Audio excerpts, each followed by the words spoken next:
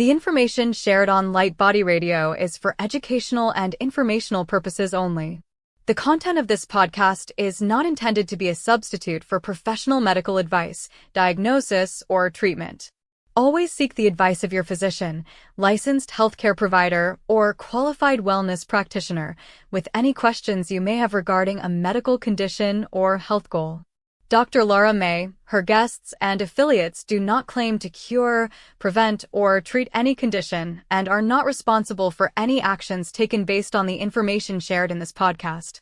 By listening to this podcast, you acknowledge that you are responsible for your own health decisions and that any actions you take based on the content are at your own discretion and risk. Thank you for tuning in to Light Body Radio.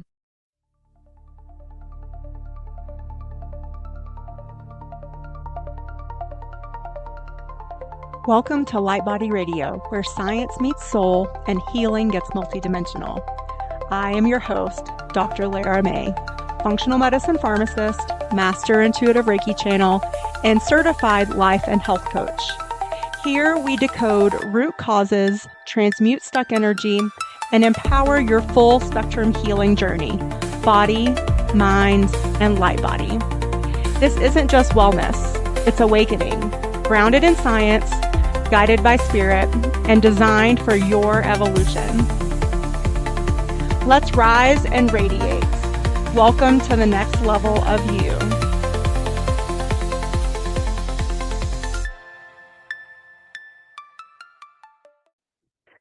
Hello and welcome to Light Body Radio. I'm your host, Dr. Lara May. Happy New Year. Welcome to our first Wellness Illuminated episode of 2026. I hope everyone is doing amazing, and I hope everyone's excited for a new year. So I want to sort of lay the groundwork for this episode. I want us to think about this as a threshold moment and an opening. It is not about resolutions, and it's not about fixing ourselves. And it's definitely not about hustling harder just because the calendar changed a day. Today's episode is an activation, a moment to consciously step into the energetic architecture of your year, of your 2026.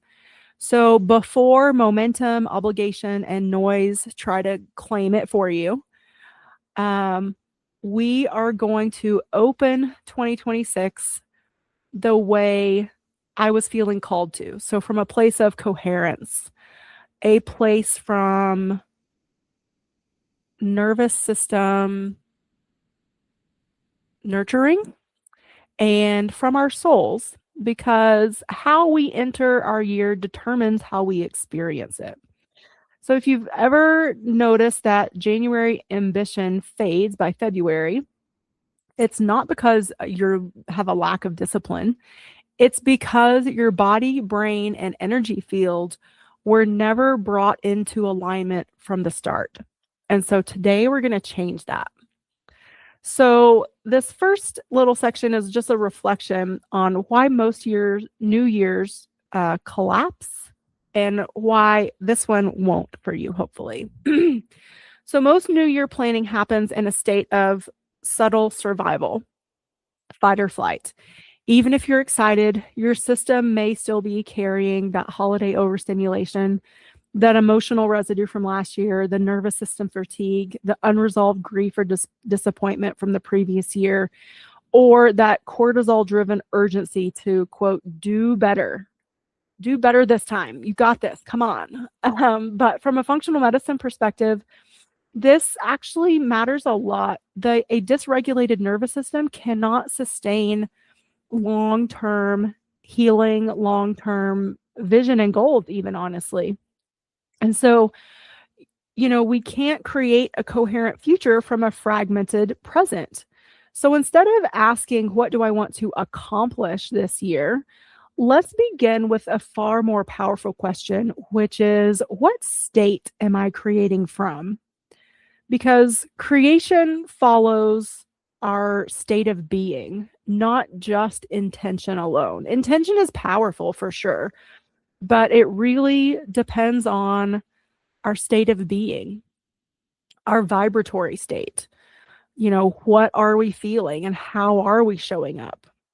So let's look into that. Let's figure out what your 2026 light code, your 2026 frequency that organizes your year is going to be.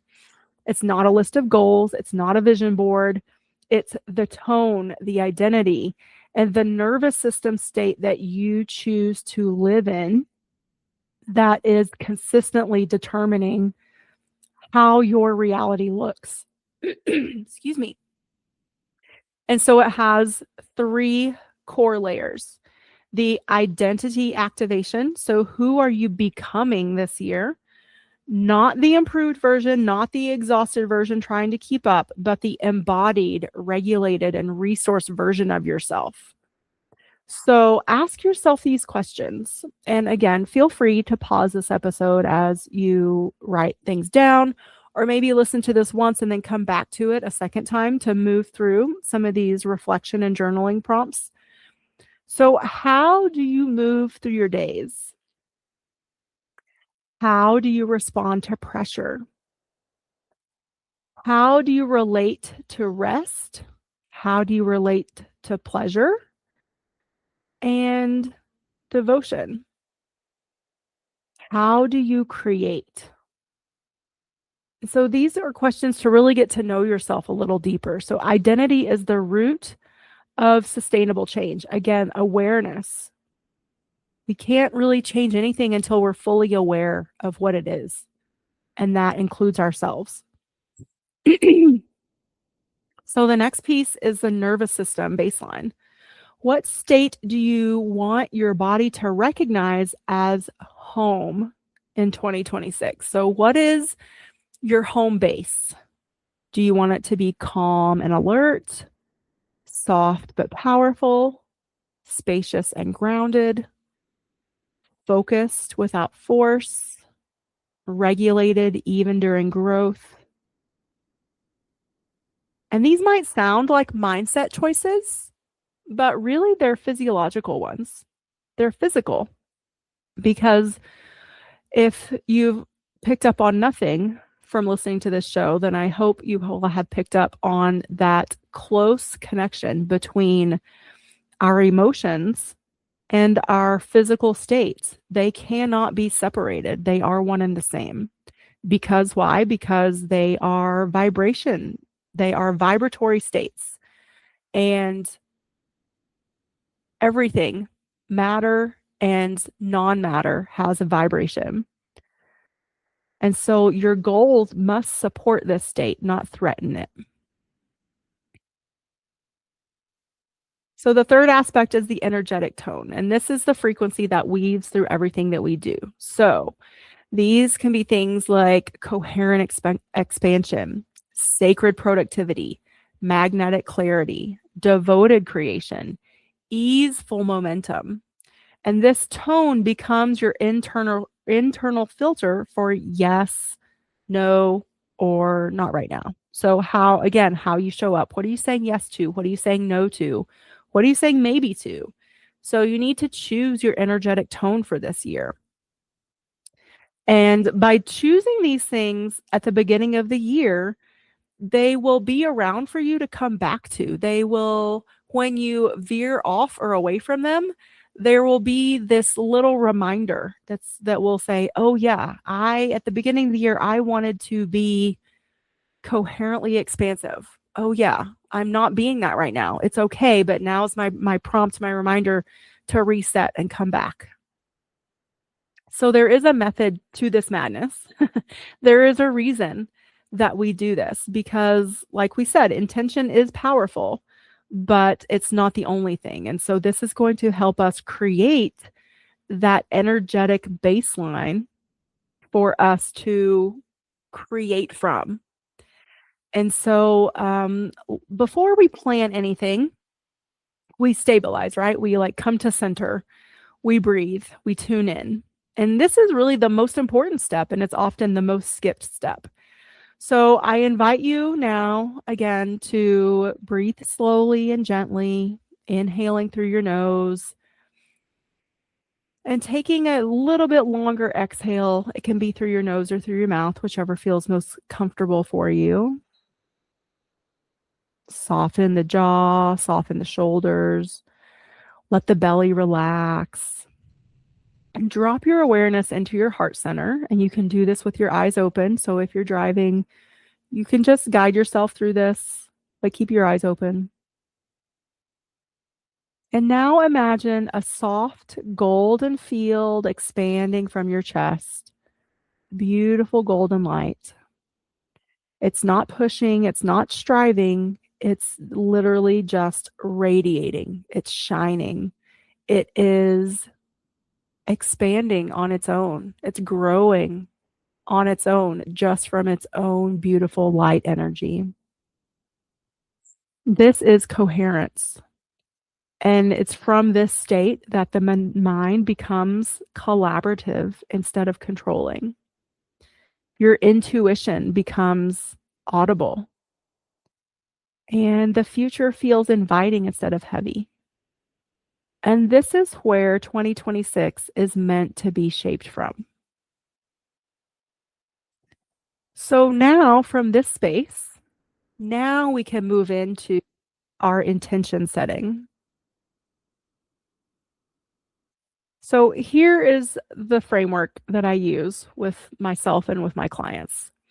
And I call it the light body flow method. So instead of asking your future self, what should I do? We ask, what does the version of me who is thriving at the end of 2026 prioritize on a weekly basis? So first you need to decide what you're going to look like at the end of this year when you're thriving, when you are in the midst of your success and whatever that is that you're trying to create for yourself. And so from the vision of that person, of that version of yourself, what would you need to prioritize every week for you to be that person? And so this step bypasses the hustle and it really taps into the wisdom. Again, it taps into the embodiment because we need to learn to embody the energy, embody the vibration of who and what we want for it to actually show up and happen in our lives. So I want you to choose 3 to 5 soul priorities. These are not goals. These are more of domains of devotion, you might say. So these could be nervous system restoration, creative output, spiritual practice, metabolic or hormonal health, aligned business growth, or relationship nourishment. And when we frame them from this perspective as soul priorities, they become containers that naturally birth goals without pressure. So, step 1 was envisioning yourself at the end of the year as happy and successful in whatever that is that you're creating, and asking yourself, what did you need to prioritize on a weekly basis for that to happen? The second step are choosing the 3 to 5 soul priorities and knowing that those become the containers that naturally birth the goals without pressure. Step 3 is 1 keystone anchor per priority. So 1 simple metric that keeps the priority alive. So this is not about perfection. This is about consistency. And this is how momentum becomes sustainable. So if you chose, let's go back up to the list. If you chose any of these, nervous system restoration, then what is the 1 metric that you're going to know if you do it every week that you are within the container of reaching that goal? Is it a walk? Is it meditation? Is it saying no to something, saying no to 1 thing per week? Maybe your goal is metabolic health, weight loss, or hormone health. What's your metric? Is it going to be, a number on the scale? Is it going to be how your clothes fit? Is it going to be how often, you moved every day or how long? Is it going to be, maybe you choose to like enroll yourself in some events to keep yourself accountable? So maybe like how many 5Ks are you going to do in the first half of the year or something? Whatever it is, maybe it's relationship nourishment. Maybe you really wanting to reconnect with your partner and put some serious time and effort into rebuilding the relationship with that loved one. So what's that metric look like? Is it how many times you reach out to that person per week? Or is it one date night per week? Or is it just saying like one nice, genuinely loving thing to that person so that they know that they are loved and supported? Whatever it is, what is your one keystone metric that will keep this priority alive for you throughout the year?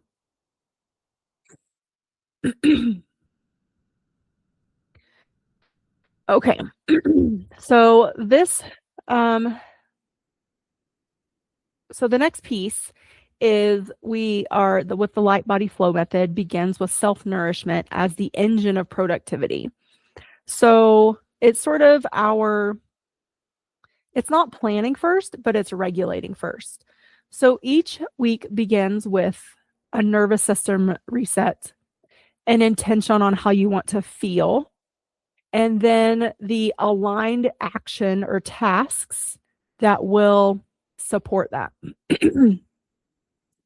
And so we do this every week. So this process is something that is repeated every week. It's instead of just filling up your calendar with things to do and time containers to get them done in. Again, we're pre-paving with how we want to feel. We're checking in with our nervous system. And then we are building the tasks, the to-do list within that. And so, okay, how do you want to feel? I would like to feel productive, but also supported this week. What does that look like? Okay, well, I need to get done A, B, and C. And so within getting that done, in order to feel supported by doing that, then blah, blah, blah. And so by approaching it this way, we are taking the hustle out of it. And we are, again, focusing on the how you're showing up and then planning everything around that. And so you can create what I call focus blocks. And these are creation containers. They are not work sprints. And so within these focus blocks, you pick one priority, one intention, and you just focus on that one thing, one project for that whatever block it is. I usually pick 2 hours because that's a good number for me. I can maintain my focus and my intention for 2 hours without interruption. And so maybe you're working on a book. Maybe you are, looking to create new programs, or I don't know, maybe you're trying to brainstorm like activities for your kids to do across the, container of the year. So whatever it is, just give yourself that time and just focus on the one thing, because that will actually help you achieve completion and closure more frequently and more often. And then again, that translates to what we talked about in the last episode, which was bringing that energy system back into rest and digest. And then also we want to fill in our days and our weeks with pleasure and fun and joy. And so, make sure that you plan for that stuff. Plan those date nights. Plan the alone time with your partner, whatever that looks like for you and your partner. Plan to get a sitter for the dogs or the kids, so that you can have that time container and, have that uninterrupted time together. Plan hikes, plan trips, whatever it is, put them in the calendar so that they become the priority and they don't just get blown off, and you don't fill in your calendar with other things and then say, oh, I never had time or I didn't get to this. This is a process of balancing. And so it does take intention, but again, we want to start from the question of how do I want to feel and what will get me to that place of feeling? What thoughts will get me there? What actions will get me there? And fill in all of that stuff first so that it is almost impossible for you not to get to the end result. 2026 does not need more effort from us. There is plenty of effort out there. It needs more coherence, more presence, more nourishment, more devotion to the version of you who knows that sustainable success begins in our hearts, in our minds, and in our bodies together as a chorus, as a unison voice. And this energetic imprint, this light code, is already alive within you. And this year is simply about living in alignment with it again and again. Again, not about being perfect, but consistent, bringing yourself back, setting these parameters up for yourself from a place of where you want to be, no one else's definitions, no one else's expectations, but purely what you want for yourself. And then coming back to it over and over again throughout the year, keeping yourself in alignment. Excuse me, keeping yourself regulated, resourced, and radiant. So I hope this episode gave you some tools, some structure, a new way to approach the new year. If you love to go deeper and have better and deeper support integrating this work, you'll find me and my work at drlaramay.com. And until next time, Happy New Year, and I hope that you create from a place of coherence this year. Thank you for joining me on Light Body Radio, where functional medicine meets intuitive healing and transformation happens on every level. If this episode resonated with you, please like, share, and if you're ready to go deeper, visit drlaramay.com to book a functional medicine consultation or an intuitive healing session. Whether you need to rebalance your body, clear your energetic blocks, or reconnect with your soul's purpose, I've got you. You can also follow me on Instagram or TikTok at Dr. Lara May for daily inspiration, energy updates, and healing tools. Remember, your healing is multidimensional, and so are you. Until next time, honor your body, trust your intuition, and activate your light.